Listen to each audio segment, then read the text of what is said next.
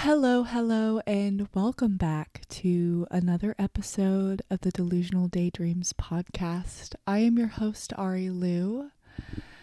Don't mind the appearance today.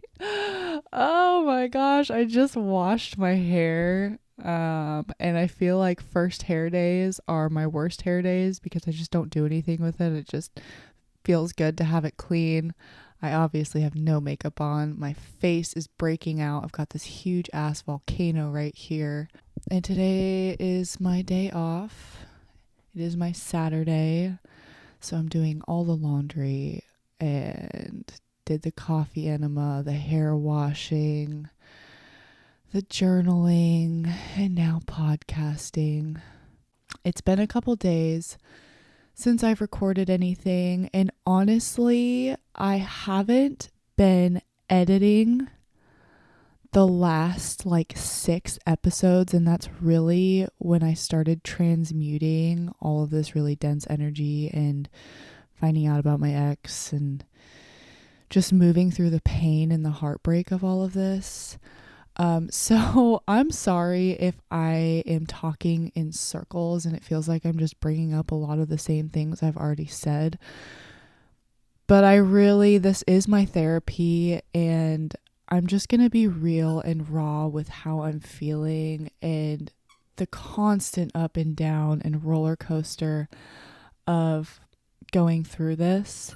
It's crazy because for a while there, for a week there, I felt like I was doing really good. I felt like I pushed past the hardest part of it and I was on the upward mend, and I was having these big realizations about what we really were this whole time and just seeing things so clearly with the rose-colored glasses taken off and just stepping into my power, feeling empowered, and just,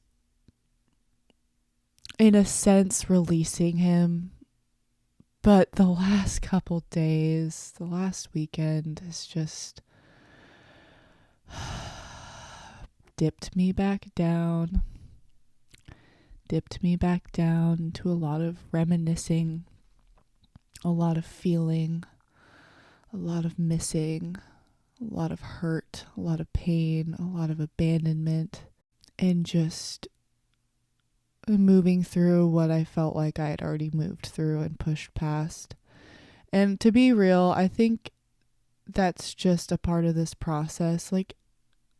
Forward motion and progression is not linear. It's not a straight line up. It's definitely a roller coaster, and there's going to be moments where I dip back to places that I thought I already moved back or I moved past. And this weekend was just really tough for me, specifically because I was going through a lot of my footage on my phone and on my computer to organize everything, because I'm a little bit obsessed at this point in my life with not only capturing footage, but making sure that I'm organizing all of my footage and saving it onto hard drives.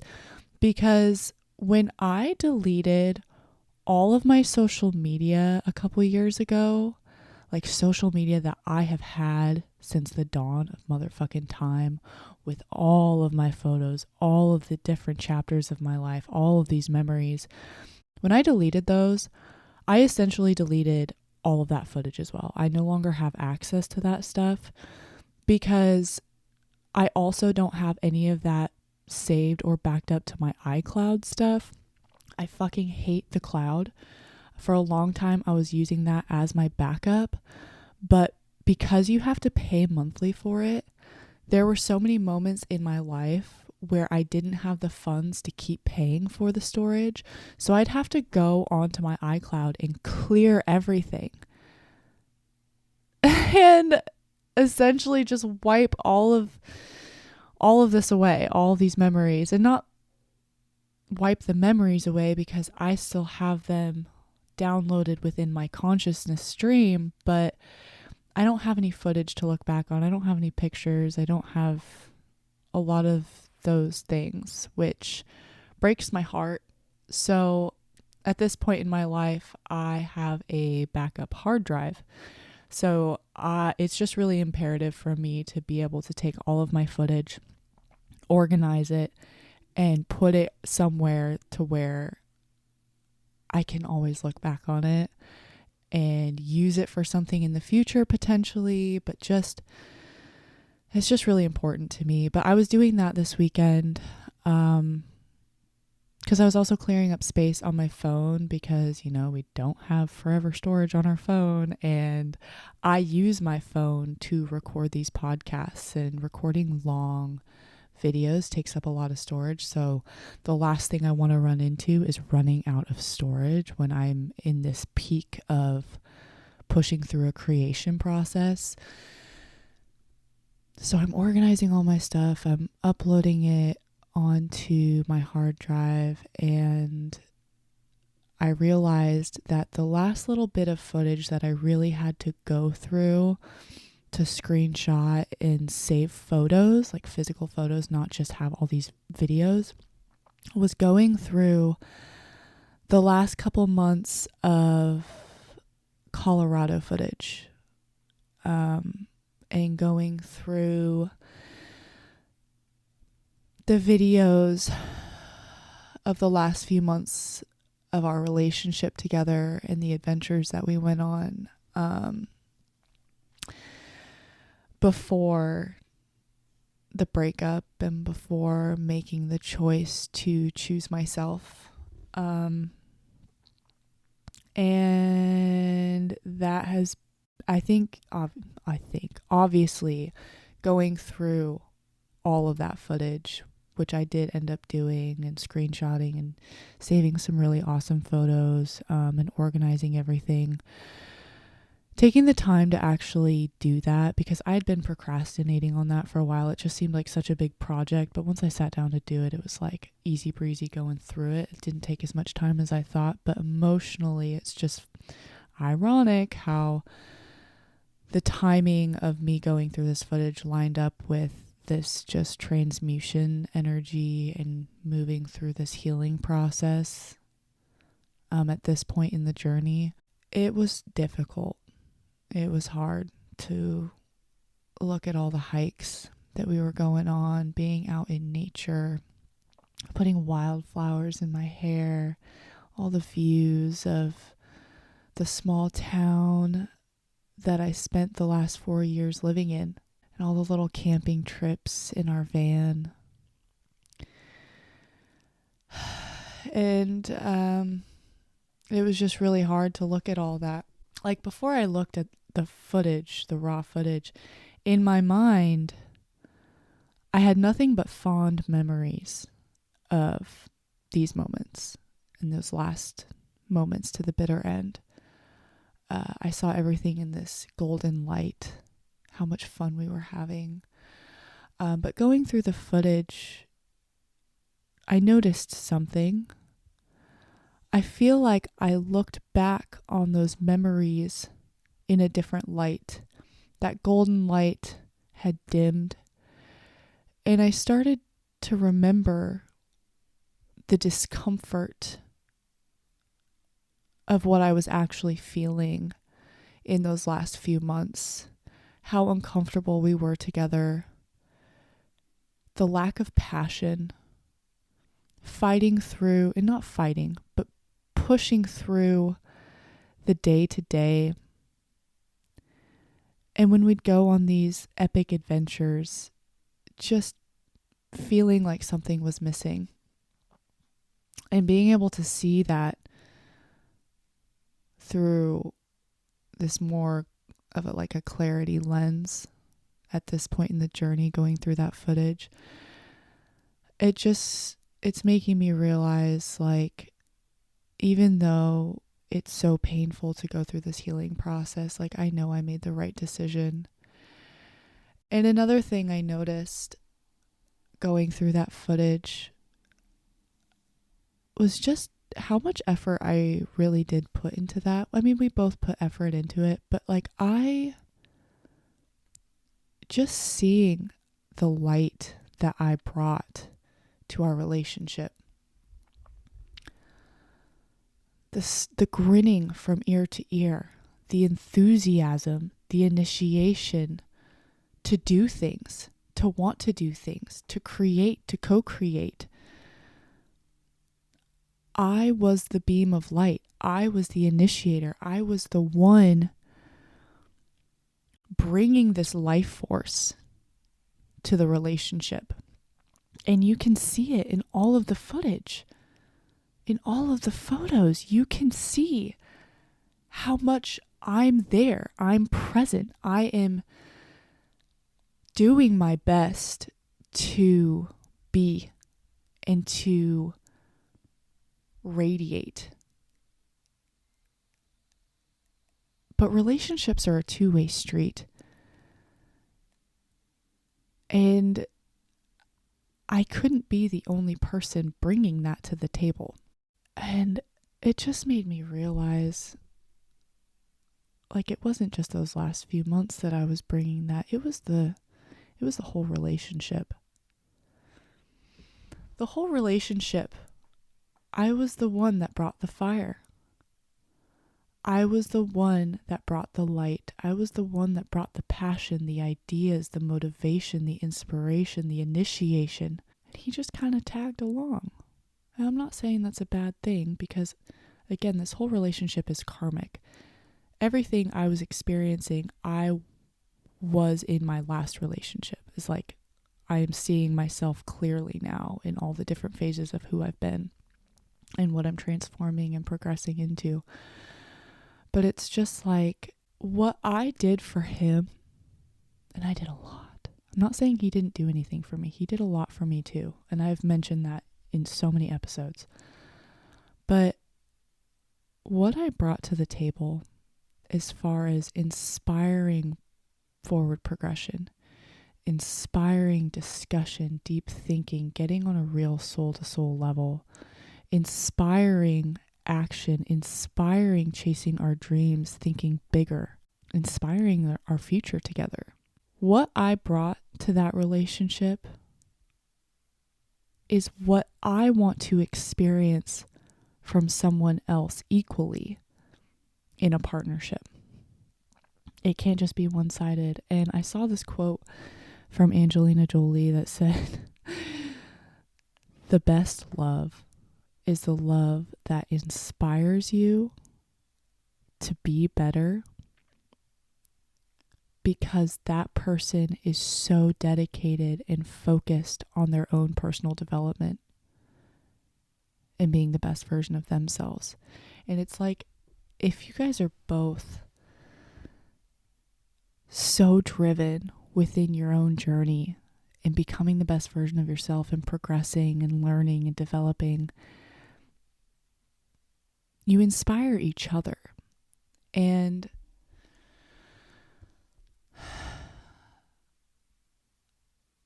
that's what I crave. I crave that inspiration. I crave that initiation equally. Because like I said in my last episode, like if I want to step into more of my feminine side, it's like I can't fully step into my feminine without masculine. Because masculine is all about initiation. And feminine is all about response. Preferably a response according to your self-worth and seen immeasurable value and acting in accordance to that. And I just feel like looking at who I was when this relationship started versus who I am now, how I see myself, how I view myself, how I value myself, very different people. And I'm learning how much strength I truly have, because it takes an immense amount of strength to separate from a relationship and not distract yourself from the pain of that by putting your energy into someone new. It is so hard, and it takes so much strength to just face that pain head on your own healing journey, to find wholeness within yourself, to realize that your self-worth and your value, like you are worthy of a relationship of equal give and take, of equal inspiration and initiation. Even though this is like literally the most painful thing I've ever had to go through,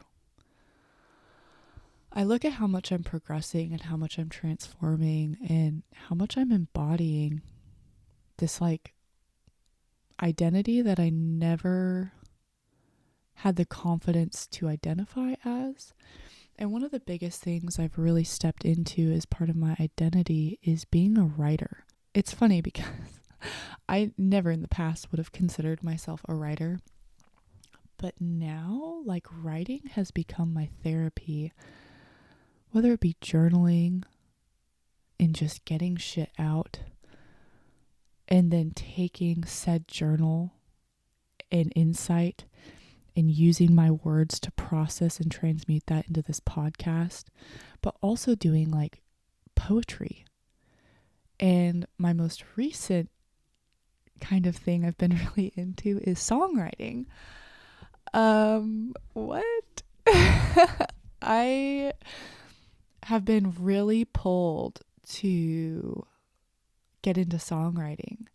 And this is definitely an avenue that is intimidating for me and is definitely having me like step out of my comfort zone for sure, because it's like taking something I'm loving, like writing and poetry, and something I feel like I'm really good at, but expanding that into facing my fears and using my vocal cords and singing. I've always feared that I don't have a good voice. I don't have a singer's voice. I'm not a singer. I've never been labeled as a singer. So this is a very vulnerable avenue for me to be stepping into. But something I'm coming to learn is that everybody has a voice. It's all about finding your voice. You're not supposed to sound like anybody else, but what do you sound like? And how can you lean into that and make it yours? So I think it's me overcoming this fear of like, I don't sound like Ariana Grande. I definitely don't have her vocal cords. She is something else, you know, she is amazing. But I do have my own sound, and how can I find that sound and lean into it and create from that space? And I think another thing that's very overwhelming and getting me out of my comfort zone when stepping into songwriting is I've never played a musical instrument. So it's crazy because when I'm writing, I get these melodies that just kind of like pop into my head, and I'll take my phone and like I'll sing it because I don't know how to. So I'll sing it into my phone, and then the melody will be in my head, and then all of a sudden the poetry comes with it. And I either have to like record me singing or I have to write it out. And so I've been good at writing full songs with melodies, but then it's all about how do I record it and get the music of what I'm hearing in my brain into the physical. And for me, as I'm saying this out loud, it's all about me initiating learning something new, right? Like I'm at this point where it's like, okay, it's time for me to expand and commit to learning how to play an instrument, which I have a keyboard, a guitar, and a ukulele sitting in my room staring at me. I have no excuse not to do it, right? So this whole journey of stepping into this new passion is really been expanding me, and kind of makes me feel like I'm stepping more into my purpose, like not only be labeling myself as a writer, and a podcaster and a philosopher, but now labeling myself more as a poet, and moving into musician. And it's crazy because I was a dancer my whole life, so I've always been around music, but I've always visualized music. Like choreography was my jam. I freaking loved that shit. Because when I hear music, I can just see it. I can see it being moved through the body. And all of a sudden I see this whole performance in my head. But I've never been able to go from nothing, silence, to creating the sound. So that's like a whole new avenue for me. So a lot of learning, a lot of stepping out of my comfort zone and facing my vulnerability. Oh my gosh. Facing my fears. And releasing the blocks of my throat chakra and just letting things flow. So that's been a fun thing, and that has definitely been an avenue of transmuting this painful heartbreak. I just wrote this song. I'm almost done with it, but I just wrote this song within the last day, and oh my gosh, I think it's great. I'm like, damn, I can't believe that just came out of me, because it's not my own original thought, right? I am a channel for divine conscious creation and knowledge. And I am just using this pain and this heartbreak to move ideas into the physical, that being music right now. And I wrote this song, and I'm so excited because for the first time, I'm not in a rush to like figure out how to do everything. Like, I'm really going to take my time with this and see what I can create from this, because I feel like there's a lot of potential. So watch me become a musician. Wouldn't that be funny? I also, not that I'm doing anything out of spite, but I saw this TikTok where this girl was like, after a breakup, they said to get revenge, and then it like paused and it switched, and she's like, but instead of revenge, I bought his dream car. And in my mind, I was just like, damn, I don't necessarily want revenge, but wouldn't it just be mind-blowing if one day, I just became really big in the music industry and I ended up like booking a show in Aspen, Colorado, and he bought a ticket to come to my show. And the whole catalyst of me rising to that was the pain induced that I needed to transmute. Like, I just think that would be wild. And again, not doing it out of spite, but this is just truly like what I'm being called to do to heal through this and move through this in the only way I really know how to right now, because it has been taking me like every ounce of energy within my being, because it is physical. It is a physical fucking pain. It hurts. It physically hurts my head and my heart. It hurts. And it takes every ounce of strength within me to not reach out, to not confront feeling abandoned, feeling manipulated, feeling deceived, confronting the situation, forcing him to tell the truth. But every time I feel like I need to reach out, I'm reminded that that is not my karma to bring. That is not my lesson to learn. I know how to confront people. I know how to step into my truth. But my lesson is to learn how to retract my energy and put the energy back into myself. Because he wouldn't be stepping into his truth if I were the one confronting it. It's not my karma. It's not my job to bring that karma to him, for him to tell that truth and reveal that, right? Like, it's his karma whether he's going to choose to do that or not, whether he's going to initiate that truth to me. It's like coming to that realization. It's like, I really can't do anything about it other than, like I said, put that energy back into me and discovering new hobbies, new facets of myself that I didn't even know existed within me, and pursue things that I didn't think I was capable of.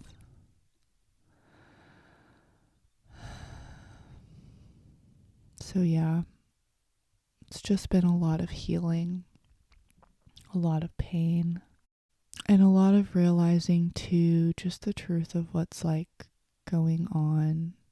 Because maybe I am wrong. Like maybe what they have is real, but in my heart, like I can't believe that I don't believe it would be possible for him to end our relationship and not even 2 weeks later find someone better, right?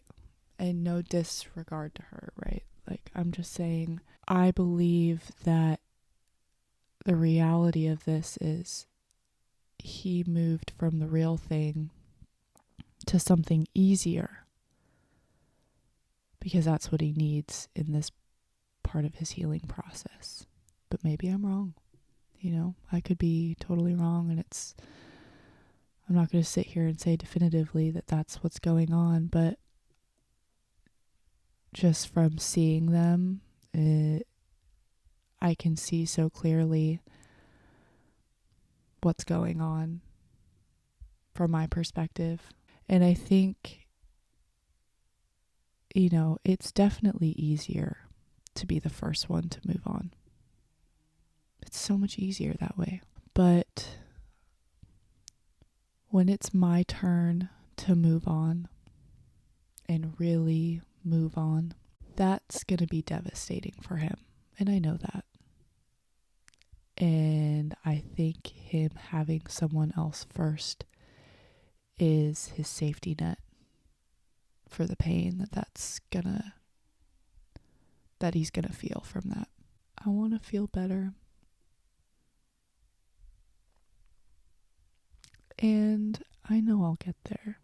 Like I said, it's a roller coaster. Some days I'm feeling great. Other days it hurts. So it's just a process, and time is my best friend right now. Because time will heal. And I have to remind myself too that it's okay to still feel the pain that I'm feeling at the levels that I'm feeling it, because this is such a fresh wound. Oh my God, I heard this quote. From Megan fucking Fox. She's a badass, by the way. I just watched her interview with Call Me Daddy. Damn, she's great. Let's be friends. She's on another level of consciousness, and I appreciate that. But I heard this quote, and I think it's from her book. I saw it on TikTok. Someone mentioned it. She said, "I will always be in love with the potential you will never become."